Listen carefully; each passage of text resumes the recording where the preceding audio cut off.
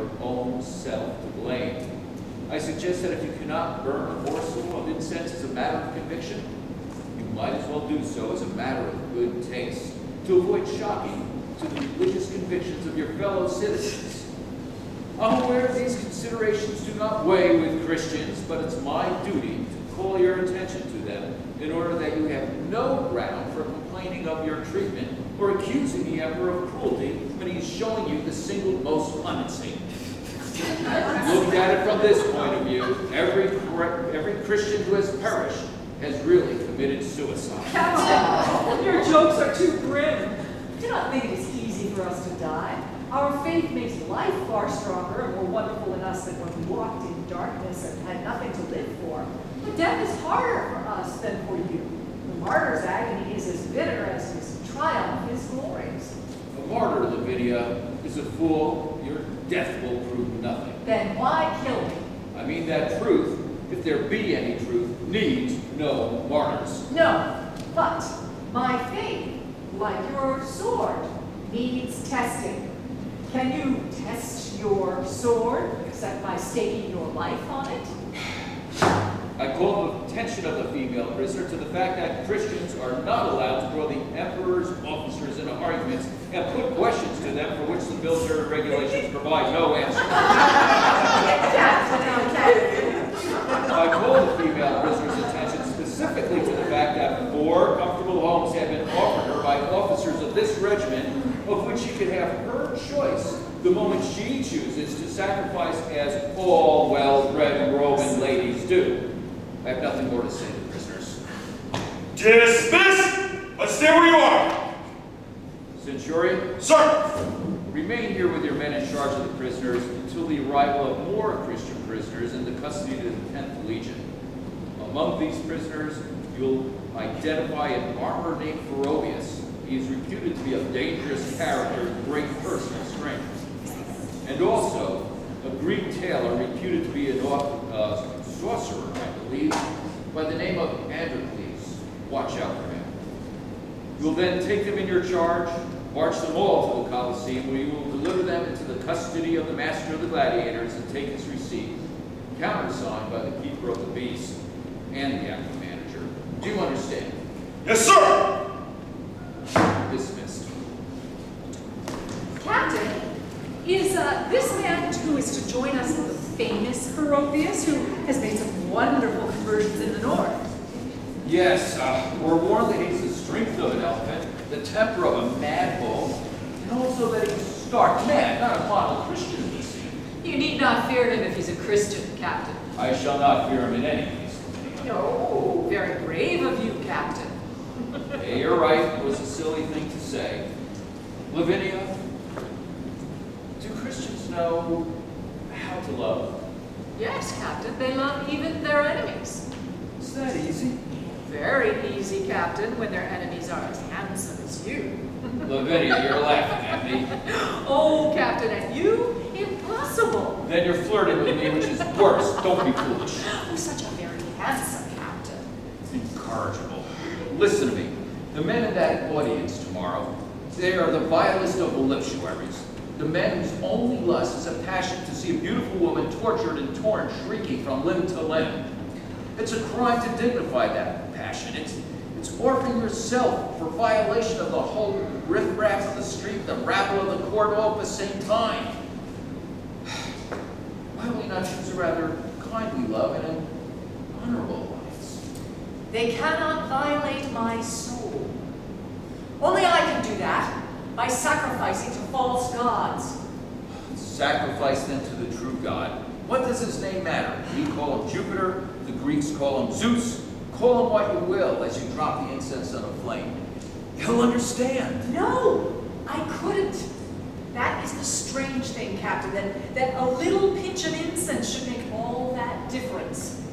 Religion is such a great thing that when I meet really religious people, we're friends at once, no matter what name we give to the divine will that made us and moves us. Do you think that I, a woman, would find fault and quarrel with you for sacrificing to a woman god named Diana if Diana meant to you what Christ means to me? No. We should kneel side by side before her altar like two children. But when men who believe neither in my God nor their own, when these men drag me to the foot of an iron statue that has become the symbol of their hatred of God and their oppression of men, when they ask me then to pledge my soul before the people that this hideous idol is God, I cannot do it. It is physically impossible, not even if they could put 1,000 deaths on me. Captain, did you ever try to catch a mouse in your hand? Once, there was this dear little mouse that used to come out and play on my table as I was reading, and I wanted to take him in my hand and caress him. And I did stretch out my hand, but it always came back in spite of me. I was not afraid of him in my heart, but my hand refused. It's not the nature of my hand to touch a mouse. Well, Captain, if I took a pinch of incense in my hand and stretched it out over the altar fire, my hand would come back. My body would be true to my faith, even if you corrupt my mind. And all the time, I should believe more in Diana than my persecutors have ever believed in anyone. Can you understand that? Yes, I understand that, but my hand would not come back. The hand that holds the sword has been trained not to come back from anything but victory. Not even from death. Least of all from death. Well, then I must not come back from death either. A woman must be braver than a soldier. Prouder, you mean? Prouder? You call our courage pride? There's no such thing as courage. There is only pride, and you Christians are the proudest devils on earth. Well, pray God then my pride may never become a false pride. Thank you for trying to save me. I knew it was no use, but one tries in spite of one's knowledge. Something stirs even in the iron breast of a Roman soldier. It'll soon be iron again. I've seen many a woman die and forgotten her in a week. Oh, remember me for a fortnight, handsome captain. I shall be watching you, perhaps. Oh, from where? The skies? Do not deceive yourself, Lavinia. There's no future for you beyond the grave. What does that matter? Do you think I am only running away from the terrors of life into the comfort of heaven? If there were no future, or if the future were one of torment, I should have to go just the same. The hand of God is upon me. Yes, and when all is said and done, we're both leaders, Lavinia, and we must die for our beliefs.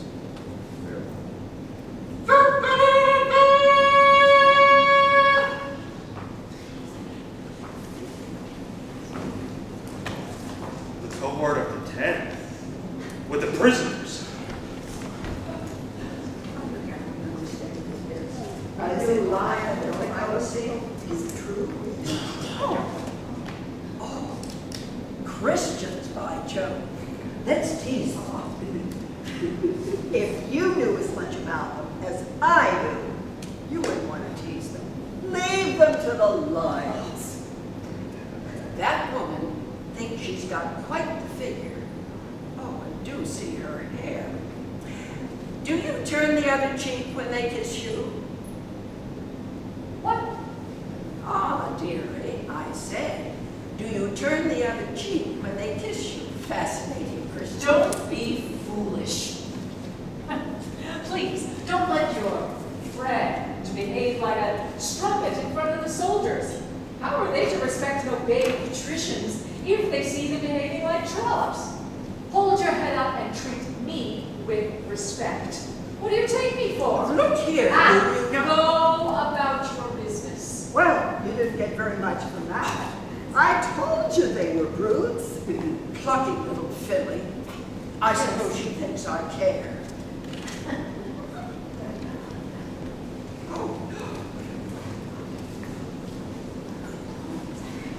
Here are some paddles for you. This here is the great Ferrovius that you talk so much of. Now remember that you're a Christian, and you've got to return good for evil. That's the way to manage them, eh? This fine fellow here is Androcles, a tailor. A Greek sorcerer he is, no mistake about it. The 10th marches with a leopard at the head of the column, and he made a pet of the leopard, and now he's sad at being parted from it, ain't you, old chap? Well, cheer up. We march with a billy goat that's killed 2 leopards and eaten a turkey. You can have him for a pet if you like. This dirty dog is a real Christian.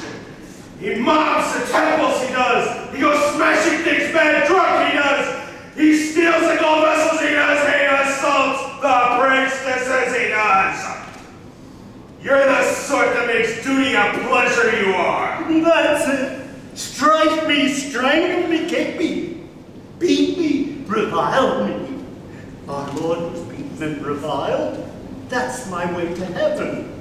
Every martyr goes to heaven, no matter what he's done. That's right, isn't it, brother?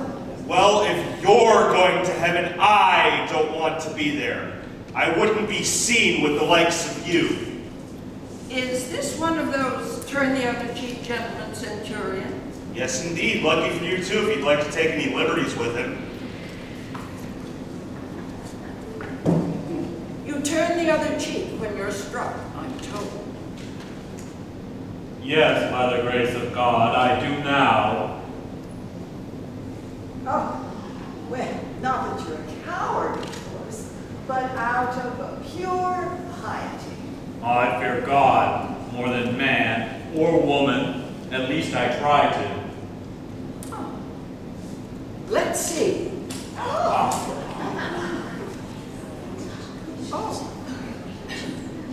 Well, now, I would feel myself ashamed if I let myself be struck like that and took it lying down. But then, I'm not a Christian. I'm a lady. I have not always been faithful. The first one who struck me, as you have just struck me, was a man far stronger than you. He hit me harder than I expected. I was tempted and fell. It was then that I first tasted bitter shame, and I never had a happy moment after that until I knelt by his bed and asked his forgiveness at his bedside at the hospital. But now I have learned to resist with a strength that is not my own. I am not ashamed now, nor angry. Oh, Sir. do not harden your hearts, ladies. Come, try for yourself whether our way is not better than yours. I will now strike you, and you will turn the other cheek, and learn how much better you will feel than if you gave way to the temptings of anger. Centurion, I call on you to protect us. You asked for it, it's no business of ours. Better pay him a trifle and square it that way. It was only a bit of fun. We meant no harm. Here.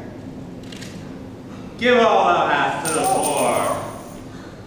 I may hurt your body for a moment, but your soul will rejoice in the victory of the spirit over the flesh. I remember, Ferocious, you broke the last one's jaw. What matters a broken jaw? I saved the man's soul. Oh, don't touch her. The law. The law will throw me to the lions tomorrow. What more would it do were I to slay you? Pray for strength, and it shall be given to you. Oh, please let us go. Oh, we meant no harm. On the contrary. Your religion forbids you to be harmful to us. On the contrary, it commands me to strike you. How can you turn the other cheek if you are not first struck on the one cheek? But I'm already convinced that what you said is quite right. I apologize for striking you. My dear, have I softened your heart? Has the good fruit fallen, good seed fallen in a fruitful place? Are your feet turning towards a better path? Yes, anything you say, there's a lot in what you say. Come, join us. Come to the lions. Come to suffering and death.